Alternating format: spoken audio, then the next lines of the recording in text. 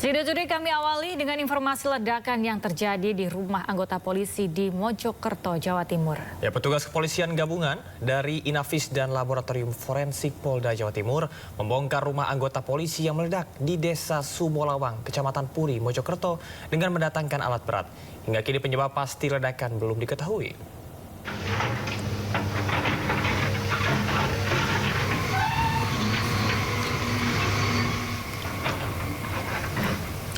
Alat berat didatangkan untuk menyisihkan reruntuhan material bangunan lantai 2 yang ambruk akibat ledakan. Tim Jihandak Brimob Polda Jawa Timur ini terus mencari barang bukti guna memastikan penyebab terjadinya ledakan. Sebelumnya rumah anggota Babin Kamtibnas Polsek Langu, Mojokerto ini meledak dan menyebabkan 10 rumah terdampak. Selain 2 rumah rusak berat, 2 rumah lainnya rusak sedang. Selain itu, ledakan juga menewaskan 2 orang yang merupakan ibu dan anak balita berusia 3 tahun.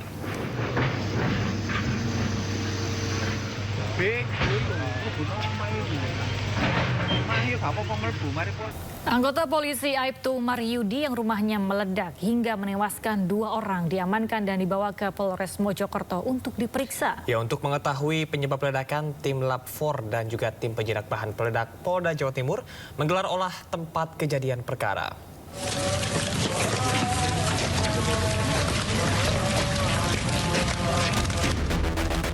Polisi masih menyelidiki penyebab ledakan yang terjadi di rumah milik salah satu anggota Babin Kamtibmas Polsek Langgu, Kabupaten Mojokerto, Jawa Timur. Propam Polres Mojokerto langsung mengamankan pemilik rumah Aibtu Maryudi ke Polres Mojokerto untuk diperiksa.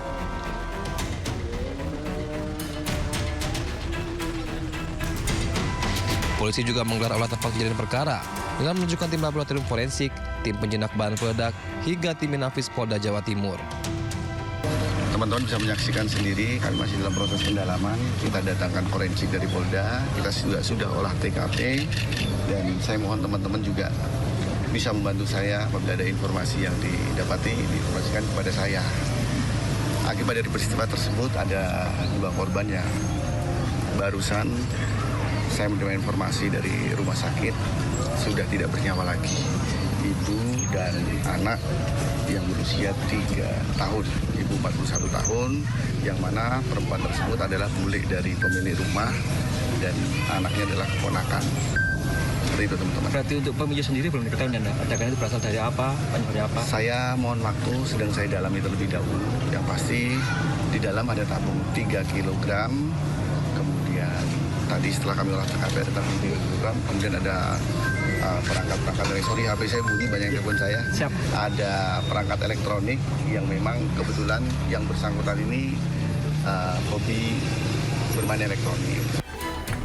Sementara itu, polisi juga menyebut saat terjadinya ledakan yang menewaskan 2 orang, pemilik rumah sedang tidak ada di tempat. Dari Kabupaten Mojokerto, Solahuddin, iNews melaporkan.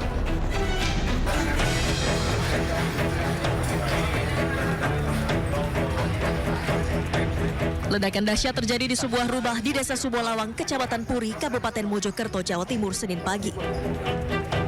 Besarnya ledakan menyebabkan 4 rumah terdampak, 2 rumah rusak berat, dan 2 rumah lainnya rusak sedang.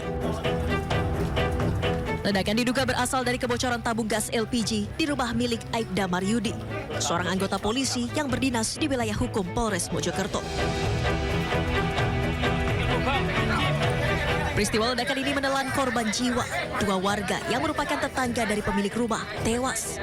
Kedua korban merupakan ibu dan bayinya. Pak, rumahnya anggota? Anggota mana, Mas?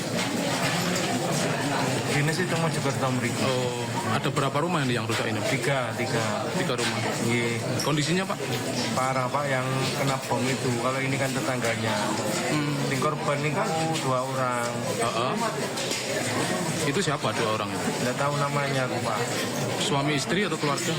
Kan membuatkan ibu, anak, ibu sama anak. Ibu sama anak?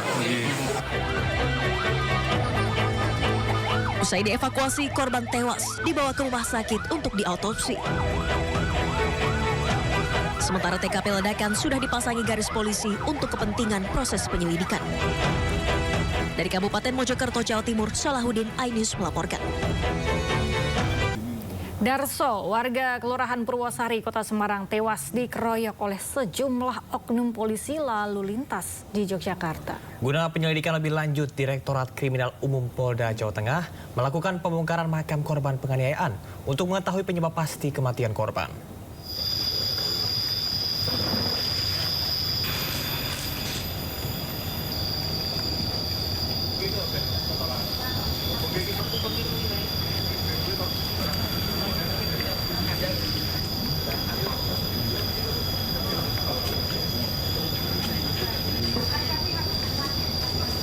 Direktorat Kriminal Umum Polda Jawa Tengah bersama dengan Bidokes Senin siang membongkar makam Darso, korban penganiayaan yang dilakukan oleh oknum polisi lalu lintas Yogyakarta. Pembongkaran makam atau ekshumasi ini dilakukan untuk mencari bukti dan penyebab kematian korban. Dokes Polda Jawa Tengah memeriksa kondisi tubuh korban terkait dengan dugaan penganiayaan. Tim Dokes juga membawa sampel organ tubuh korban untuk diselidiki. Selain itu, pihak kepolisian Direktorat Kriminal Umum Polda Jawa Tengah memeriksa 13 saksi untuk menyelidiki adanya keterlibatan pihak lain dalam kasus penganiayaan yang diduga berawal dari kecelakaan lalu lintas di daerah Yogyakarta pada Juli 2024 lalu. Prosesnya tergantung dari tim forensik yang menentukan karena mereka ahlinya, dan ini apabila semua sudah mendapatkan informasi dari tim forensik kedokteran tersebut bisa kami sampaikan kepada rekan-rekan sekalian. Dan prinsipnya kita di sini transparan dan kita akan menyampaikan seluruh proses ini secara terbuka kepada rekan-rekan sekalian, dan kita profesional terhadap perkara ini. Polisi meringkus 2 pelaku pencuri motor sadis di Koja, Jakarta Utara. Ya, pelaku yang merupakan residivis melawan saat ditangkap sehingga polisi terpaksa menembak kaki pelaku. Izin melaporkan. Selamat sore. Jatah lo yang bawa ya. Lo bawa kan? Pak, itu Pak. Tapi iya Pak. Polisi meringkus 2 pencuri kendaraan bermotor di sebuah rumah kontrakan di Koja, Jakarta Utara. Pelaku yang merupakan residivis melawan saat ditangkap. Polisi pun terpaksa menembak kaki pelaku. Polisi juga menyita sejumlah barang bukti, diantaranya senjata airsoft gun, sepeda motor, dan kunci letter T. Sementara itu, 3 pelaku lainnya masih buron. Atas perbuatannya, para pelaku yang terkenal sadis ini terancam hukuman 10 tahun penjara. Para pelaku datang ke lokasi kejadian dengan mengendarai 3 unit sepeda motor. Ada yang berperan sebagai mengambil barang dan ada berperan sebagai mengawasi keadaan sekeliling dengan membawa airsoft gun. Airsoft gun bisa dilihat sendiri, ada pelurunya gotri. Dan ada juga pelaku-pelaku yang memang masih dalam pengejaran dari unit reskrim Polsek Kelapa Gading. Dengan peran antara lain mengajak, ada peran yang membawa motor, ada juga peran yang akan nanti membawa motor hasil curian. Sebelumnya, para pelaku terekam kamera CCTV mencuri sepeda motor di halaman parkir sebuah kafe di Kelapa Gading, Jakarta Utara. Sepeda motor hasil curian kemudian dijual seharga 3,5 juta rupiah. Uang hasil mencuri digunakan para pelaku untuk berfoya-foya.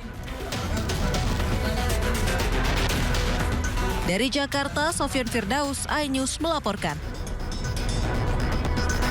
Kasus pembunuhan sadis yang menggemparkan Kota Sorong akhirnya menemui titik terang. Ya, penyidik dari Polisi Militer Angkatan Laut atau Pomal Lantamal Sorong mengungkap pelaku pembunuhan adalah seorang oknum anggota TNI Koarmada 3. Di atas karena ada lain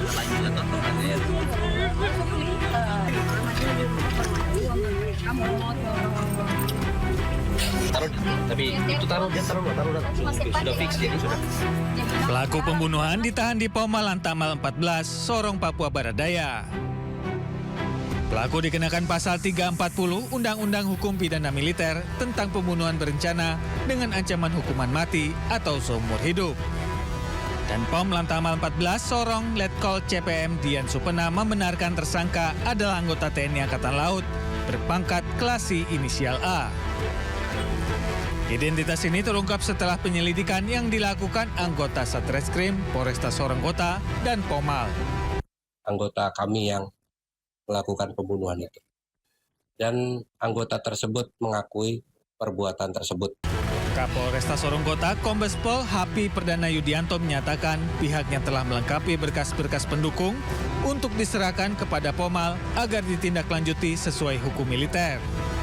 Lengkapi dulu berita acara berkas-berkasnya untuk kemudian nanti kita serahkan kepada Pomal untuk prosesnya lebih lanjut karena yang bersangkutan adalah anggota Pomal, anggota TNI AL Armada 3. Sementara itu, keluarga korban meminta agar pelaku dihukum seberat-beratnya sesuai hukum yang berlaku di Indonesia. Orangnya, siapapun pelakunya, kami minta 2 kali 24 jam harus terungkap. Ya, karena itu pembunuhan yang sangat biadab, ya, yang sangat sadis, ya, yang dilakukan oleh oknum-oknum atau pelaku yang tidak manusiawi. Dari hasil pemeriksaan, pelaku mengaku membunuh dengan menggunakan senjata tajam jenis sangkur dan dalam pengaruh minuman keras. Motif pembunuhan masih dalam penyelidikan lebih lanjut. Dari Kota Sorong, Papua Barat Daya, Chandri Suripati, iNews melaporkan. Tim Reskrim Polresta Sidoarjo menggagalkan penyelundupan pengiriman pekerja imigran Indonesia ilegal ke Singapura. Ya, selain itu petugas juga turut mengamankan 6 orang tersangka dan 22 orang wanita asal Madura dan Nusa Tenggara Barat.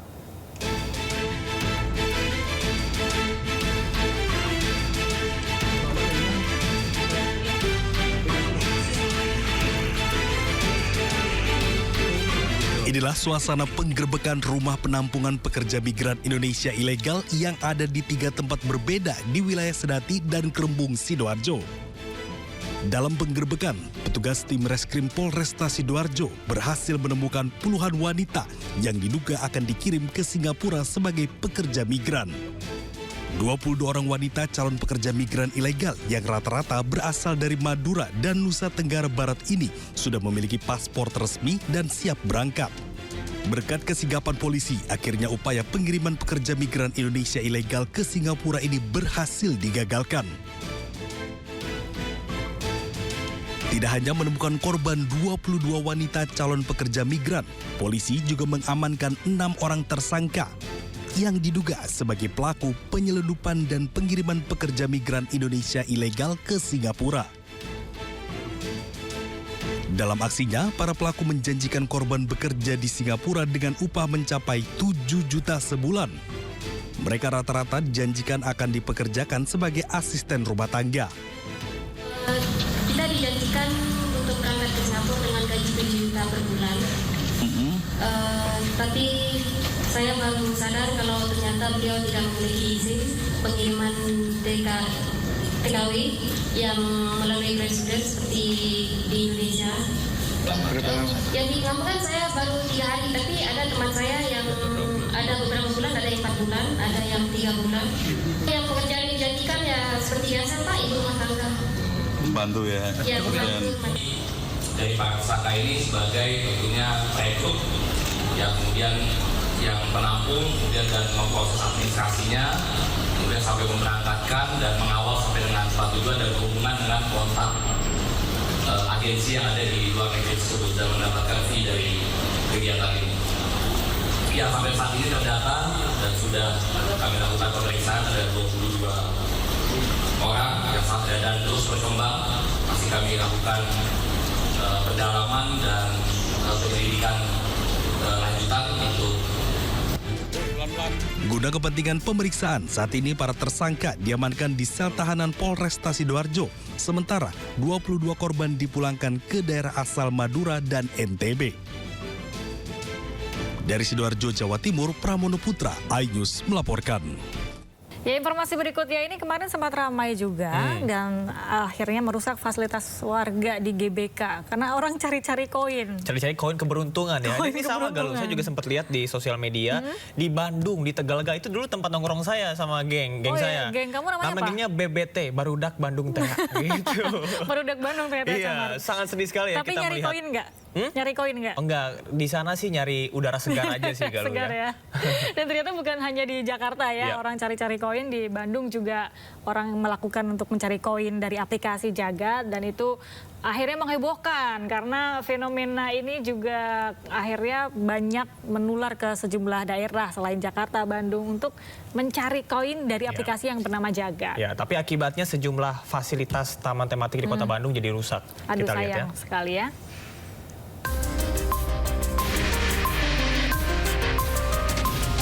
Fenomena berburu koin dari sebuah aplikasi kembali marak. Sejumlah warga di Kota Bandung, Jawa Barat yang rata-rata masih berusia muda berkumpul di sejumlah taman kota. Mereka masuk ke area taman yang sudah ditata rapi, namun sayangnya harus dirusak hanya untuk mencari koin. Koin tersebut bisa ditukar uang, dilakukan dengan kode. Nominalnya bervariasi, mulai ratusan ribu hingga ratusan juta rupiah. Melalui peta yang tertera di dalam aplikasi, koin tersebut disebar di sejumlah lokasi di Kota Bandung, terutama di sekitar daerah taman kota. Pemerintah Kota Bandung sudah menghubungi pihak aplikator untuk menghentikan permainan tersebut atau merubah regulasi permainan karena dianggap merugikan. Namun hingga kini belum mendapat tanggapan dari aplikator. Meski sejumlah petugas disiagakan di hampir setiap taman kota untuk mengimbau para pemburu koin agar tidak merusak taman, namun hal tersebut tidak juga digubris. Iya, kita sulit kalau mengatakan harus disanksi ya, tapi sekarang kita sifatnya lebih banyak menghimbau dulu ya.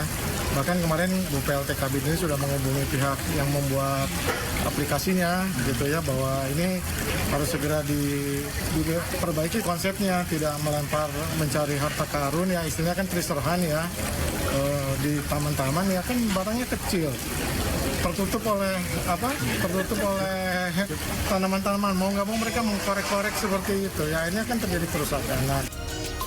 Sementara itu, Kementerian Komunikasi dan Digital bakal menindaklanjuti aplikasi Koin Jagat yang kini ramai di media sosial. Jika nantinya aplikasi Jagat bertentangan dengan aturan yang berlaku, maka Komdigi tidak segan-segan melakukan penindakan.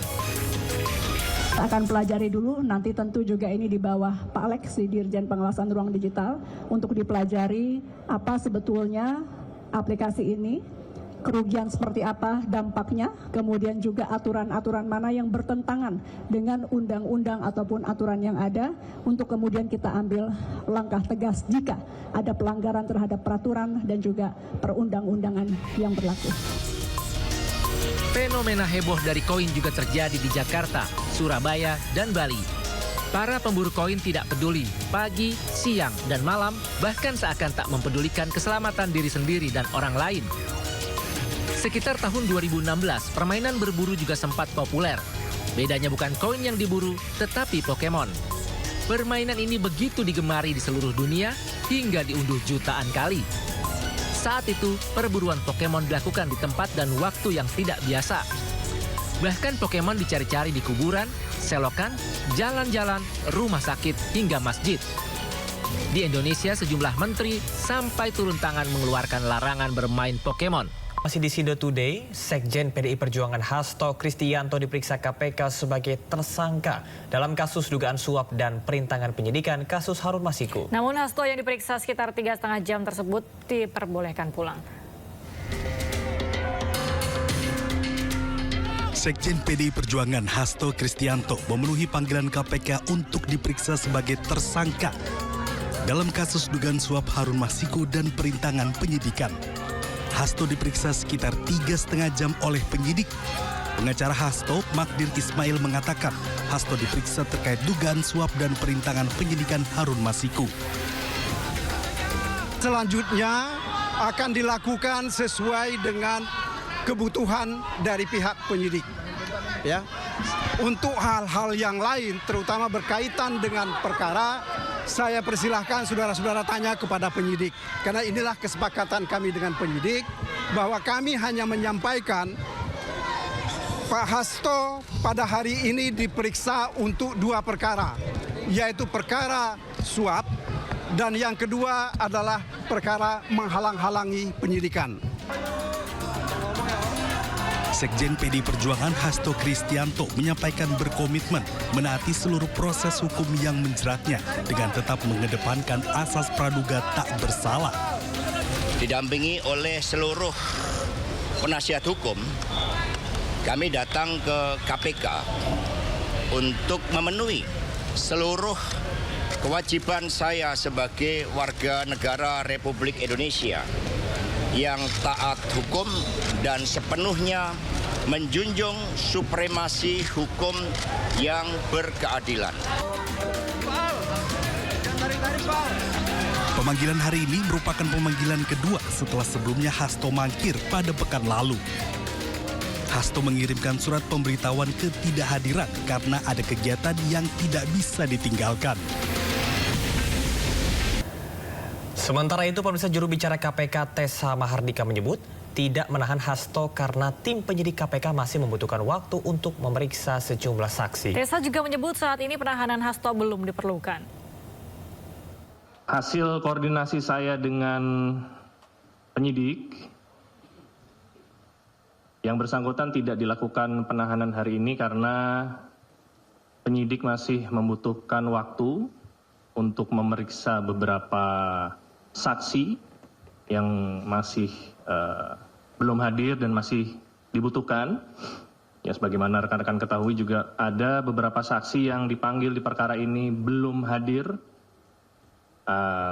Beberapa diantaranya saudara Saiful Bahri, ada juga saudari Maria Lestari, dan ada beberapa saksi lainnya. Jadi penyidik menilai belum diperlukan untuk dilakukan penahanan, dan tentunya bila penyidik dan jaksa penuntut umum sepakat bahwa berkas ini sudah siap untuk dilimpahkan, maka proses tersebut akan dilanjutkan. Pemirsa, usai ditetapkan sebagai tersangka, Sekjen PDI Perjuangan Hasto Kristianto mengajukan gugatan pra-peradilan. Gugatan diajukan pada Jumat 10 Januari 2025 lalu.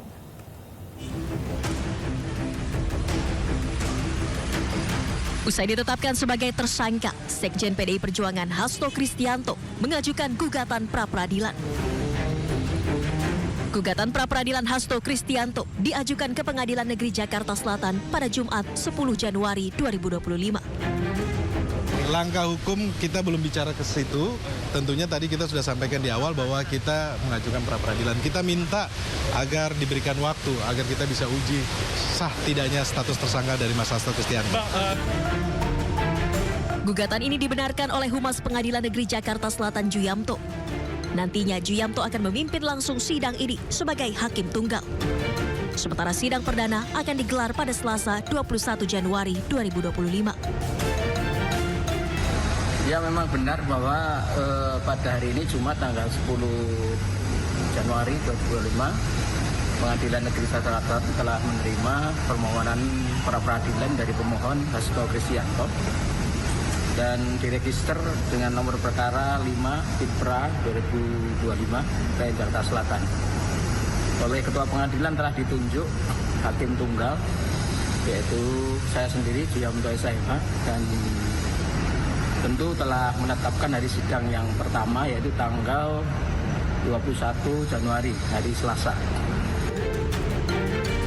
Sebelumnya KPK menetapkan Sekjen PDI Perjuangan Hasto Kristianto sebagai tersangka dalam kasus dugaan korupsi berupa suap pergantian antar waktu anggota DPR RI periode 2019-2024. Kasus korupsi tersebut juga menyeret Harun Masiku sebagai tersangka. Namun sampai sekarang Harun Masiku masih buron. Dari Jakarta, Helmi Sajangbati, iNews melaporkan. Pemirsa, Hasto Kristianto ditetapkan sebagai tersangka oleh KPK dalam kasus suap dan juga perintangan penyidikan perkara yang menjerat Harun Masiku. KPK sebut miliki bukti Hasto memerintahkan Harun melarikan diri saat OTT KPK pada 2020 silam.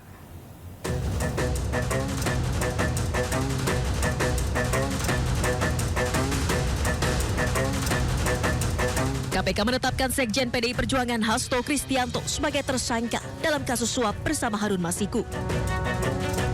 Komisi Anti Rasuah menemukan bukti Hasto bekerja sama dengan Harun Masiku melakukan upaya suap kepada ex-komisioner KPU Wahyu Setiawan untuk meloloskan Harun Masiku sebagai anggota legislatif melalui mekanisme pergantian antar waktu. KPK menyebut juga menemukan bukti lain saat Hasto berupaya merintangi penyidikan dengan meminta pegawainya menelpon Harun Masiku saat operasi tangkap tangan KPK pada Januari 2020 silam. Hasto disebut memerintahkan Harun Masiku merendam ponselnya ke dalam air dan segera melarikan diri.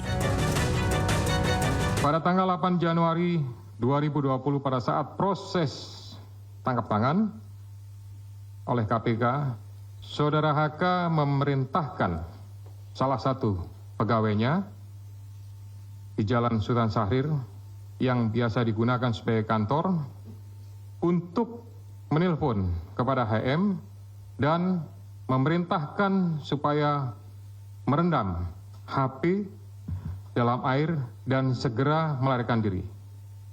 Bahwa pada tanggal 6 Juni 2024, sebelum Saudara HK diperiksa sebagai saksi oleh KPK, Saudara HK memerintahkan kepada salah satu pegawainya untuk menenggelamkan HP yang dalam penguasaan pegawai tersebut agar tidak ditemukan oleh KPK.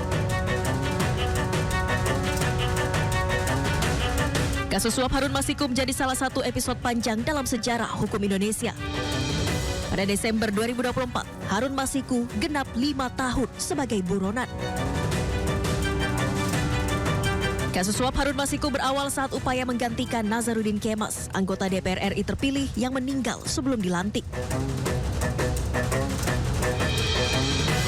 Pada 2 Desember 2019, Harun Masiku diduga melakukan upaya suap kepada Komisioner KPU Wahyu Setiawan untuk memuluskan langkahnya. Namun pada 8 Januari 2020, KPK melakukan operasi tangkap tangan dan menangkap Komisioner KPU Wahyu Setiawan. Sementara Harun Masiku kabur dan menjadi buronan internasional. 10 Juni 2024, KPK memeriksa Sekjen PDI Perjuangan Hasto Kristianto sebagai saksi dalam kasus suap Harun Masiku. Hasto kemudian ditetapkan sebagai tersangka pada Selasa 24 Desember 2024. Tim Liputan iNews melaporkan. Kita beralih ke informasi selanjutnya. Pemirsa, sebuah mobil menabrak rumah warga di Kelurahan Grogol, Kecamatan Limo, Depok, Jawa Barat. Akibatnya seorang nenek yang sedang duduk di teras rumah tewas, sementara pintu dan jendela rumah hancur. Informasi aku kurang tahu. Oke. Umurnya berapa? 70-an. Oke. Ya. Tangis keluarga pecah saat mengetahui Mani, nenek berusia 70 tahun, tewas tertabrak mobil saat sedang duduk santai di teras rumah. Nenek ini, neneknya. Saat itu lagi ngapain kalau gitu? Peristiwa bermula saat UY, kakak dari pemilik mobil yang diduga tak bisa mengendarai mobil, menginjak gas dan langsung menabrak dinding garasi yang terbuat dari seng. Mobil tersebut kemudian terus melaju hingga akhirnya berhenti saat menabrak rumah korban. Korban yang sedang duduk di teras terjepit badan mobil dengan kondisi mengenaskan. Korban sempat dibawa ke rumah sakit, namun naas nyawanya tak tertolong. Mobil, malah mobil mungkinan. Nggak bisa nyetir atau gimana? Ya. Oh. Mobil. Digas baik, ada ibu-ibu di sana. Duduk. Digas masuk gigi ya? Nah, iya masuk gigi digas kencangnya. Oh gitu. Tabrak. Udah minta tolong-tolong. Informasi dari suaminya. Gas masih kencang aja. Walah. Makanya sebelah belakang. Oh, kena kejepit? Iya udah rumah sakit. Nggak ketolong? Meninggal. Polisi yang datang ke lokasi kejadian langsung mengamankan pengemudi serta pemilik mobil untuk penyelidikan lebih lanjut. Dari Depok, Jawa Barat, Endang Priyono, iNews melaporkan. Dan pemirsa, saatnya kita simak pantauan arus lalu lintas. Kami sudah terhubung dengan Brigadir Putri Sirti Cikita Sabunge dari NTMC Polri yang kini berada di Simpang Pancoran, Jakarta Selatan. Ya, halo Brigadir Putri Cikita, bagaimana pantauan arus lalu lintas dari tempat Anda melapor?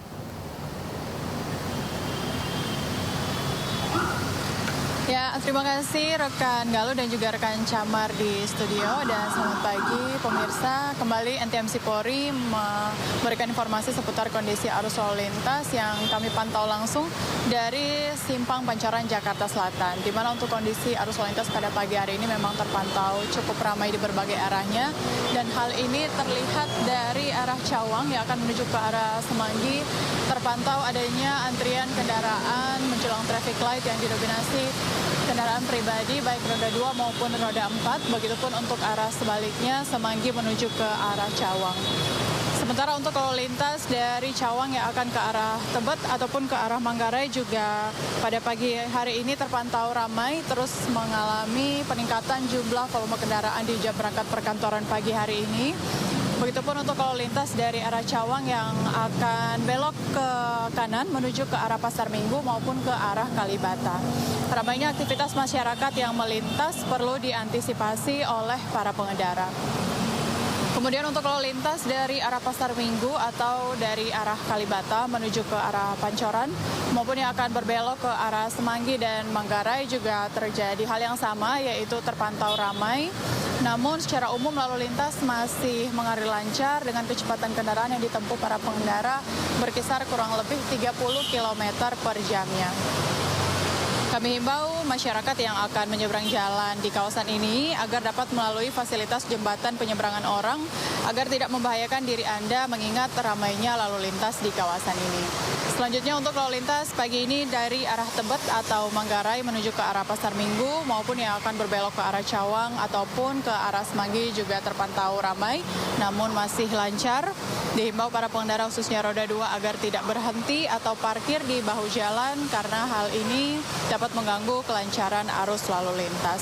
Dan kami himbau juga untuk para pengendara khususnya roda 2 agar menggunakan jas hujan yang bukan berjenis ponco mengingat cuaca hujan pada pagi hari ini.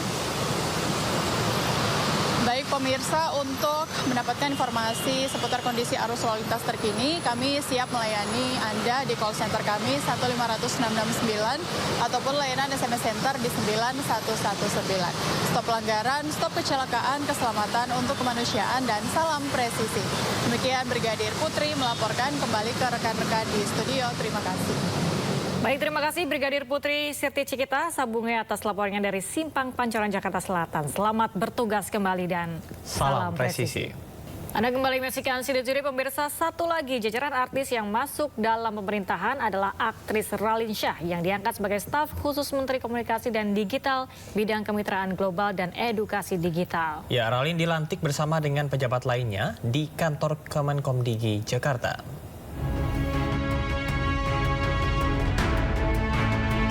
Menteri Komunikasi dan Digital Mutia Hafid melantik jajaran pejabat di lingkungan Kementerian Komunikasi dan Digital Senin kemarin. Salah satu nama yang menarik perhatian publik adalah dilantiknya artis Raline Shah. Raline diangkat sebagai staf khusus Menkomdigi bidang kemitraan global dan edukasi digital. Rencananya Raline akan menjadi penghubung kemitraan dan program Indonesia dengan pemerintahan luar negeri. Raline juga dipercaya dapat memperkuat edukasi digital kepada generasi muda serta upaya penguatan kemitraan global kementerian. Menurut Mutia Hafid, peran dan latar belakang Raline dipercaya dapat memberikan pandangan dan inovasi baru.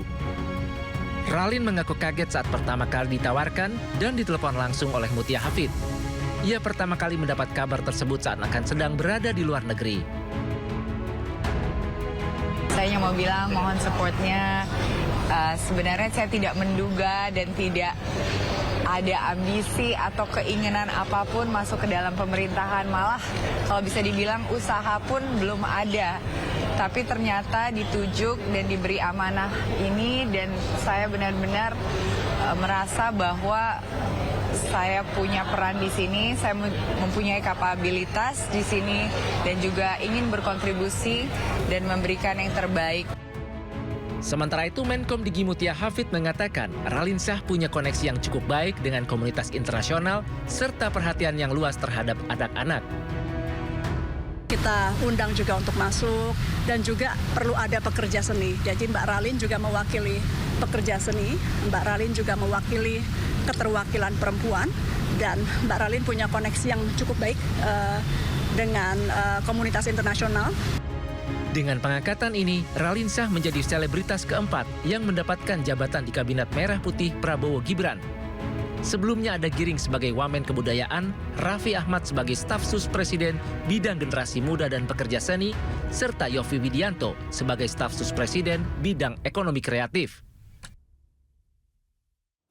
Ya, Camar, ini kalau kita bicara tentang pejabat pemerintah bukan hanya bekerja untuk melayani masyarakat, tapi mereka punya bakat-bakat yang terpendam sepertinya.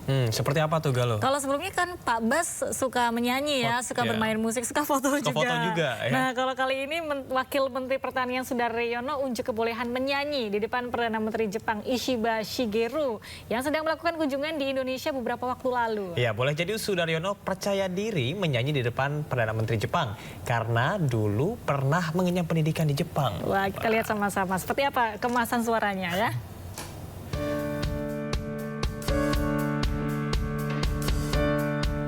Suasana hangat dan penuh keakraban mewarnai pertemuan kenegaraan antara Perdana Menteri Jepang Ishiba Shigeru dan Presiden Republik Indonesia Prabowo Subianto di Istana Bogor, Jawa Barat pada Sabtu 11 Januari 2025 kemarin.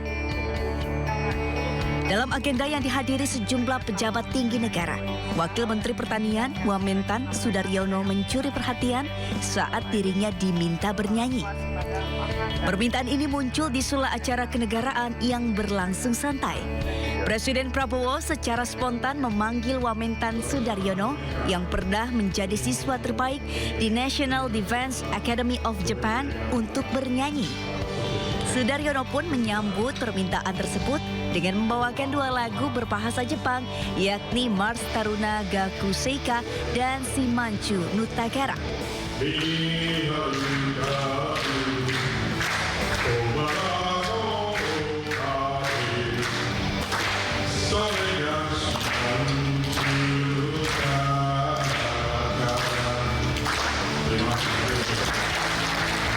Pada pertemuan tersebut, Presiden Prabowo juga menyampaikan Jepang merupakan mitra dan sahabat lama Indonesia. Ia turut menyinggung Jepang dan Indonesia berkomitmen untuk terus memperkokoh hubungan di segala bidang. Presiden Prabowo berencana untuk menggelar retret di Akademi Militer Magelang bagi seluruh kepala daerah terpilih. Ya, Presiden juga meminta kepala daerah yang tidak bersengketa di MK untuk dilantik terlebih dahulu.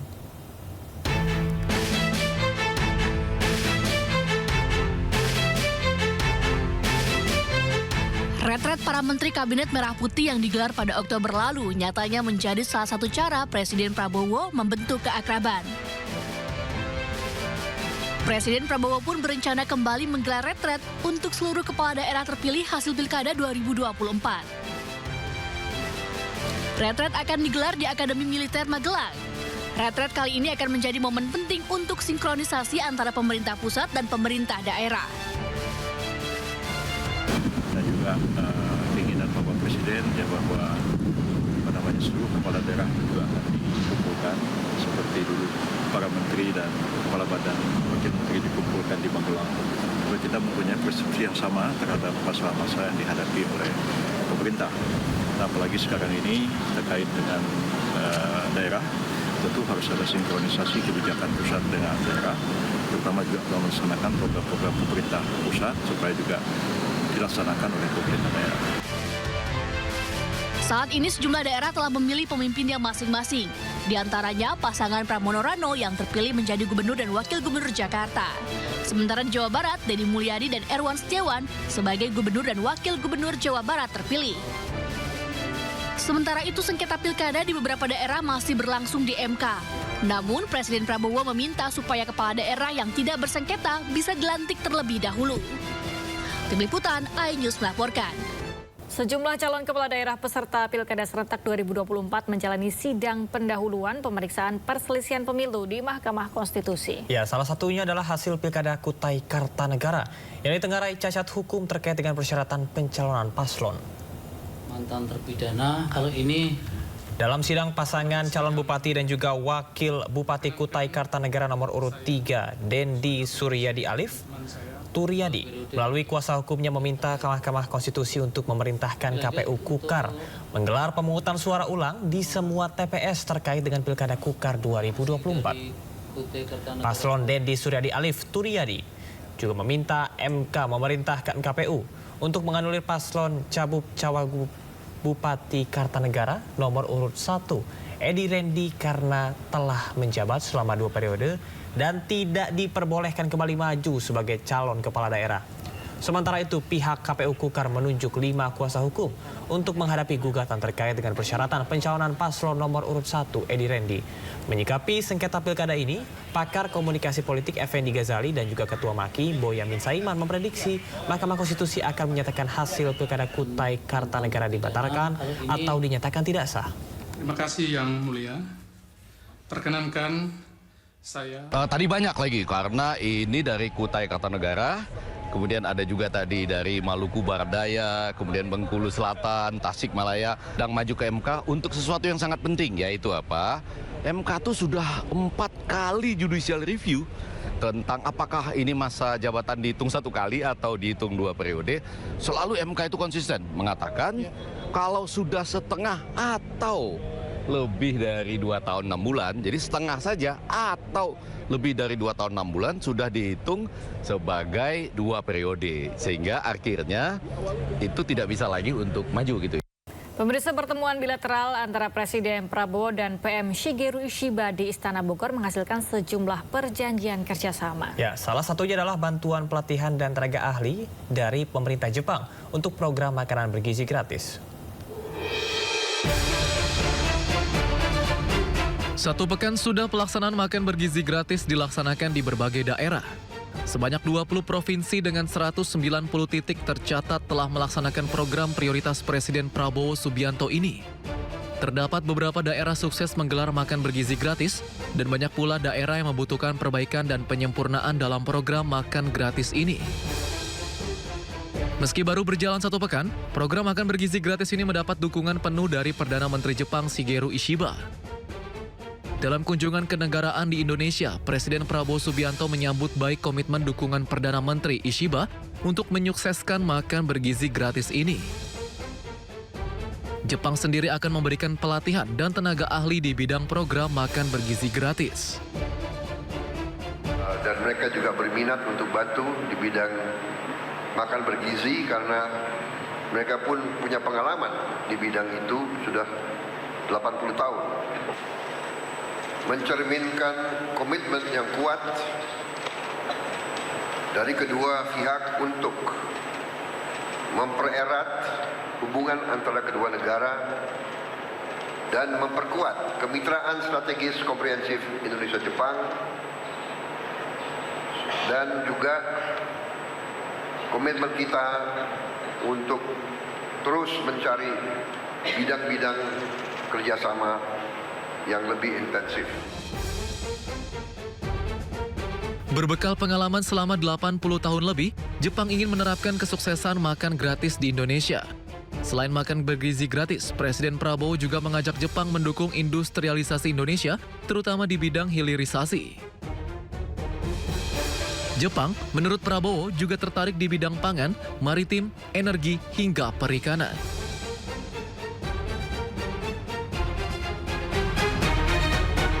Memasuki pekan ketiga tahun 2025, harga cabai di sejumlah daerah terus melonjak, bahkan mencapai angka Rp150.000 per kilogram. Keterbatasan produksi dan pasokan akibat cuaca buruk diakui menjadi penyebab harga cabai semakin pedas. Harga cabai di sejumlah daerah masih cukup tinggi.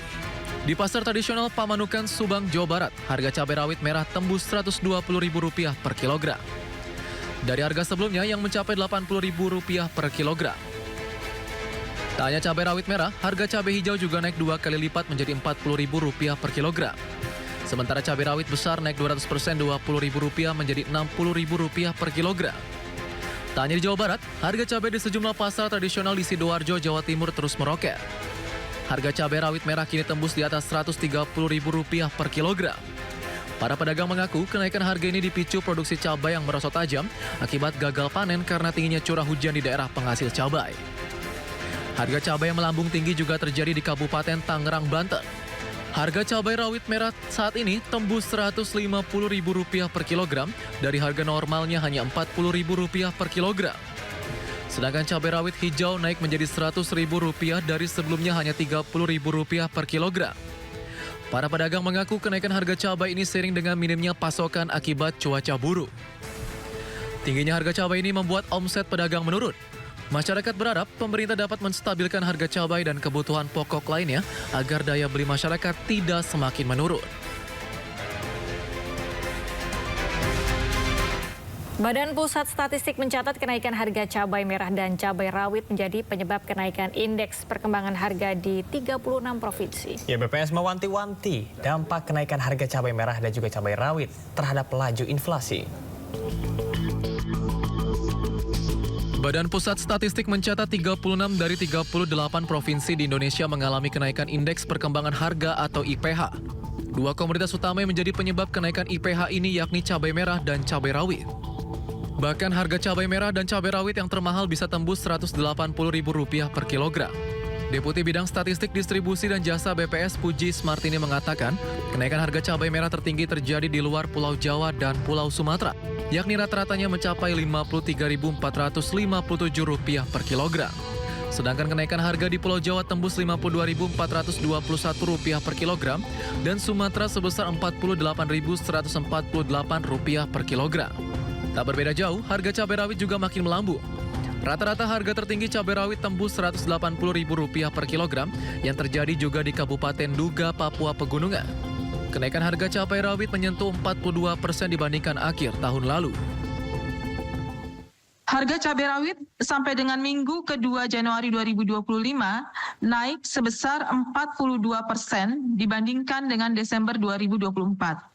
Kalau kita lihat rata-rata harga cabai rawit di minggu kedua Januari ini, terlihat bahwa harga cabai rawit di Januari 2025 sampai dengan minggu kedua ini sudah berada di atas rentang harga acuan penjualan, yaitu mencapai Rp67.816 per kilogramnya. Dan rata-rata harga cabai rawit tertinggi ini terjadi di Pulau Jawa dan untuk rata-rata harga tertingginya terjadi di Kabupaten Duga. BPS mewanti-wanti jumlah kabupaten kota yang terdampak kenaikan harga cabai merah dan cabai rawit ini.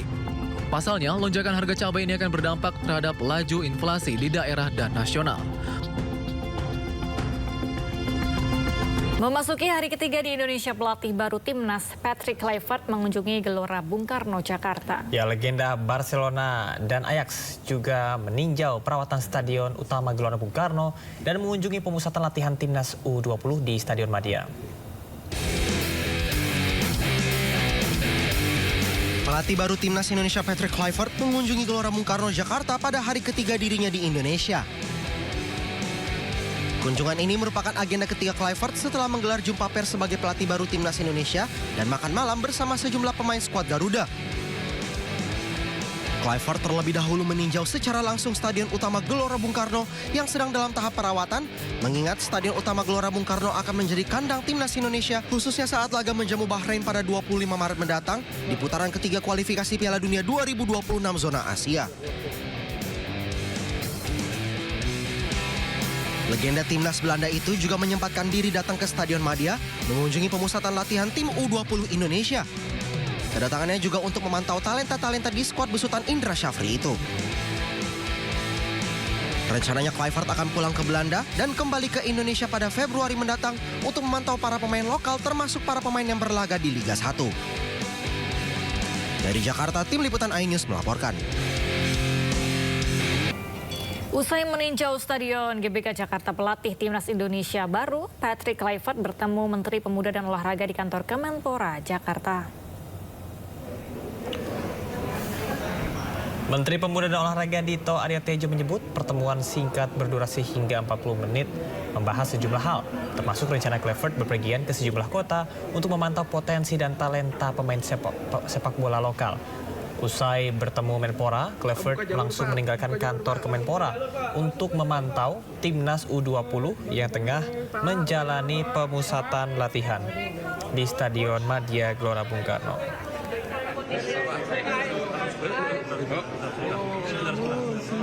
Tadi di atas kami berdiskusi panjang lebar dan juga antusiasmenya dari tim kepelatihan yang baru saja hadir di Indonesia, dan yang paling saya bahagia dan mendengarnya adalah dari Coach Patrick dan juga Coach Dani. Ini dari Kemenpora, ini mereka langsung melihat timnas U20 di Madia. Dan setelah itu akan kembali ke Indonesia di Februari awal. Dan di Februari akan mengunjungi beberapa kota untuk melihat potensi-potensi talenta dari atlet-atlet nasional kita dan atlet di daerah kita. Tentu banyak PR yang harus dilakukan oleh tim kepelatihan. Ya, salah satu tadi disampaikan sama Pak Menpora, mereka juga terus men-scouting para pemain lokal. Salah satunya U20 yang hari ini sedang latihan di Stadion Madia bersama Coach Indra Safri. Dan mereka juga akan kembali lagi di awal Februari untuk memastikan juga memantau para pemain tim nasional yang bermain di klubnya masing-masing. Ya, kalau tidak salah 8 Februari itu ada pertandingan Dewa dan Persija, di mana 5 pemain tim nasional ada di 3 di Persija, 2 di Dewa. Ingin dipantau langsung, sekalian melihat juga infrastruktur dan juga pemain-pemain potensi lainnya, seperti yang memang Patrick juga tadi pagi melihat juga mengenai GBK, mengenai fitness center semua. Dan juga pada makan siang tadi saya mendampingin pertemuan dengan tim manajemen tim nasional. Jadi bukan tim kepelatihan tapi supporting system tim nasional. Karena kan ada beberapa pembicaraan, misalnya apakah setelah bertanding dengan Australia nanti tanggal 20 langsung kita kembali. Ada nggak availability pesawat terbangnya? Lalu pemain yang dari Eropa akan berkumpul di Jakarta atau langsung ke Australia? Karena Ketua Umum PSSI Erick Thohir mengajak Patrick Kluivert makan malam bersama 5 pemain timnas Indonesia. Ya, makan malam bersama ini diselenggarakan sebagai acara ramah tamah memperkenalkan Kluivert resmi menjadi pelatih timnas.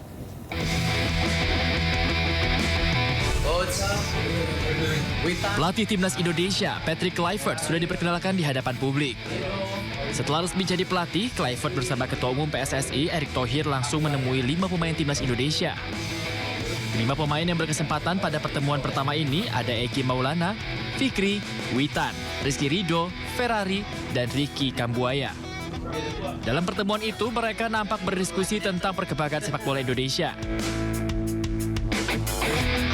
Di Instagram milik Erick Thohir, Ketua Umum PSSI ini menggugah momen pertemuan tersebut sambil menyampaikan bahwa agenda ini untuk melakukan diskusi seputar sepak bola Indonesia.